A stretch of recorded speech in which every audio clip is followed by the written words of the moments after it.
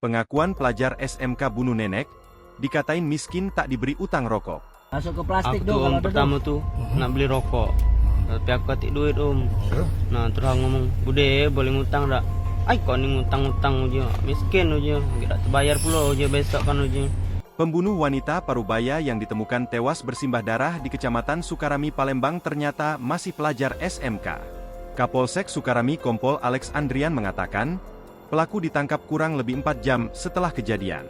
Pelaku diketahui masih berstatus pelajar. Sebelumnya, jasad Turyati ditemukan tewas bersimbah darah di rumahnya di Gria bersama Boster, Kelurahan Sukodadi, Kecamatan Sukarami, kilometer 12 Palembang. Video pengakuan pelaku saat diinterogasi anggota polisi pun tersebar di media sosial. Dari tampangnya, pelaku masih muda dengan rentang usia sekitar belasan tahun. Saat ditanya oleh petugas di dalam sebuah mobil, pelaku mengaku nekat melakukan aksinya lantaran sakit hati dengan ucapan korban dan tidak diberi utang rokok di warung korban.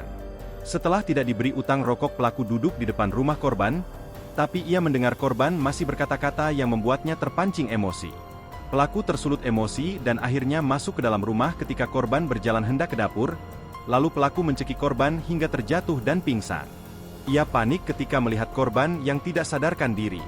Melihat korban masih bergerak, pelaku mengambil pisau di dapur korban dan menusuk leher belakang sebanyak 7 kali. Selain menghabisi nyawa korban, pelaku juga mengambil makanan ringan yang dijual korban serta beras, lalu ada uang tunai sekitar 200 ribuan rupiah. Aku besok ku bayar be ujaku. Sumpah aku bayar ujaku. Sudahlah uji kau tu. Sudah be aman tak boleh ujaku. Dah aku duduk Tuh.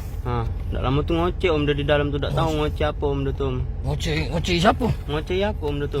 Panas lah kuping aku Nah, pas dia nak masuk ke dapur tu langsung kecil. Download Tribun X sekarang. Menghadirkan lokal menjadi Indonesia.